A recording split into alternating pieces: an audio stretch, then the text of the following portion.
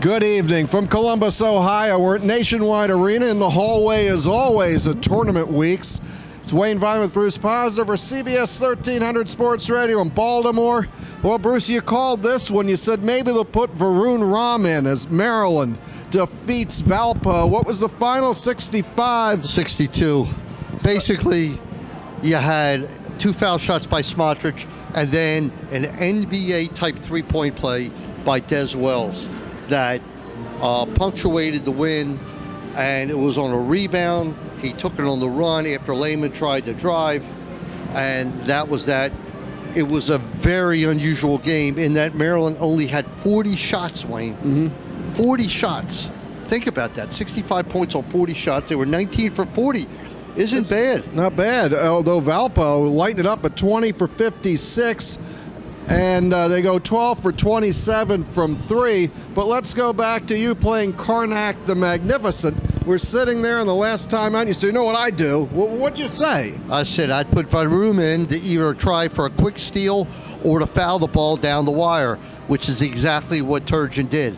Right. But this is not because I'm a genius. It's because he's done it 3 times now. He has. And he believes in it. And you heard Trimble in the press conference afterwards say that Varun just tortures him in practice. That's what he said, and then Des started giving him a hard time behind the scenes over They all that. broke up laughing, but it's true. It probably and is. He did it against Nebraska, against Petaway, and then he did it to Trice. Yeah, Travis Trice, Michigan State. At halftime. So I was not surprised. I don't think anybody was who follows Maryland.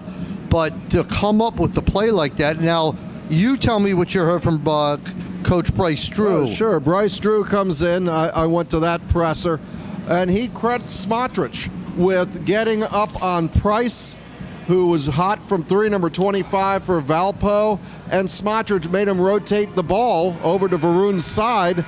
And, of course, Varun makes a signature Maryland play, probably the greatest play in his career at Maryland. Correct. Considering he's graduating, that's going to be that. Right. But let's talk about Smotret for a minute. This is a guy who's taken a ton of heat, all right, a lot of heat, and today he just could not get his 3-ball to go down. He was 0 for 3. A couple of them went around the rim, and one of them was, they all looked like they were going in. Yeah. But he's playing the point forward. He's guarding the center on the other team, and he had 5 rebounds. He had 8 points total. He hit a couple crucial free throws, 1 assist and only 1 turnover.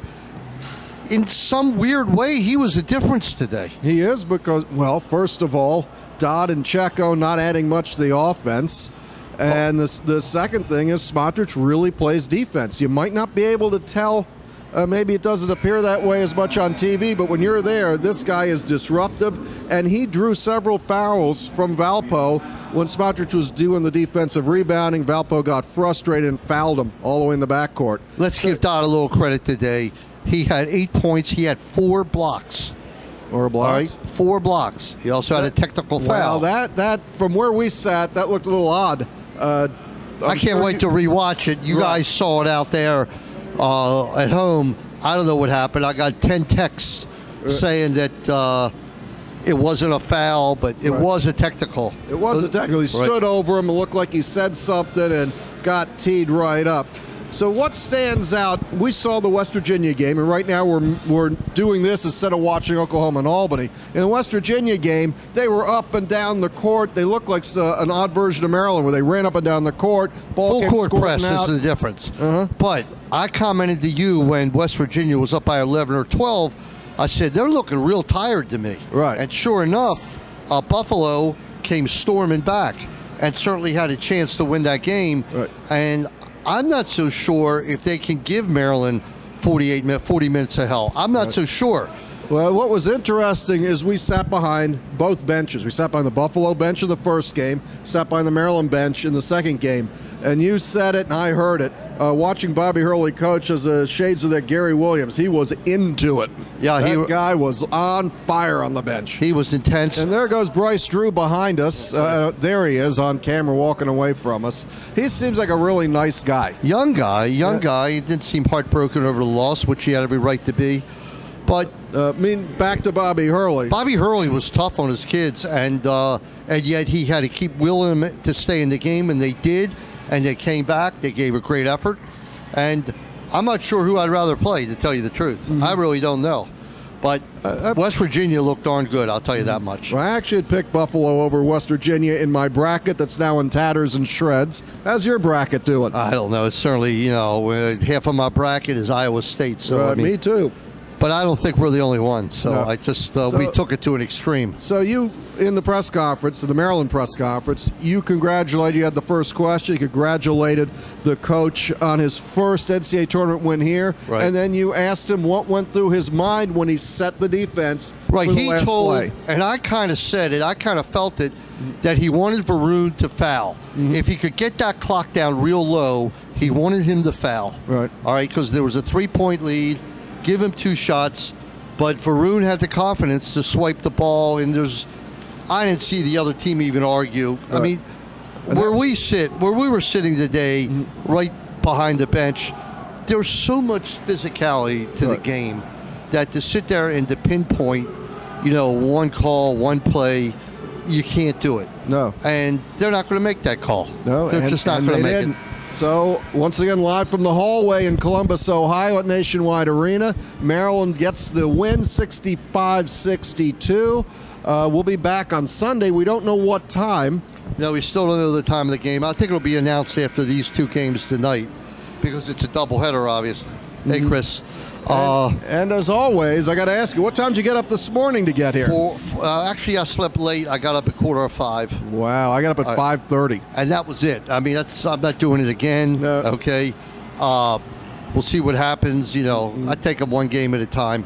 But listen, bottom line, we have win and advance. Lose and go where? Go home. Go home. Win and advance. They won. Real quick stat recap. Jake Layman, I predict he comes out on fire. He did not have his usual game. Only 4 points, 5 rebounds. He didn't have a basket. No, all 4 from the line. Goes 4-6 to the line. Even that was uncharacteristic. Devontae had 8 points. Melo had 14. 10 rebounds for Melo, a double-double. Yeah, he had 5 early on, but his shot was not falling. 3 for 8, though. And Pack? Not much. What's Dez's line for tonight? Dez's line was 5 for 9 from the field, 3 for 4 from the foul line. He did have a 3 rebounds, 3 assists, and a Dez 4 turnovers, 14 points. Right. Played great. Smotret, we went over. Deion Wally had a big shot, and now we forgot to talk about it. Right. Jared Nickens. Jared Nickens, my X factor all year. He bailed us out today. When the other team goes to a zone, he's the guy that's got to open up the zone. Right. And then, he did it today.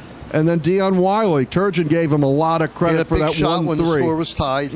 But Jared Nickens came up with 14 points in only 21 minutes. 14 points on 7 shots. That's pretty darn good. That's good. All right. And the bottom line is it's a victory. A great victory. Yeah. We won. So I think that'll probably do it for tonight for a Baltimore-based crew. And as always, we thank our sponsor, Meyer Consulting Engineer in Rockville. We're going to run that ad for you right now. Meyer Consulting Engineers. In the past 5 years, our organization has completed over 1,300 projects in the U.S. and abroad, including many structures at the University of Maryland. For structural engineering and materials testing and inspection, call Meyer Consulting Engineers. And we'd like to thank our Baltimore-based crew. Darian in his last weeks with us before he heads off to New York. Intern Mason watching at home.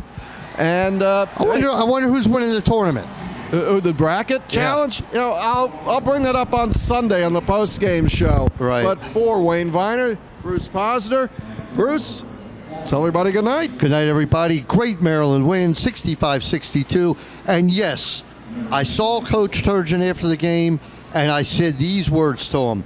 A brilliant call to win that game, because that's what it was. It was brilliant. Good night, everybody. Good night. We hit Terminus!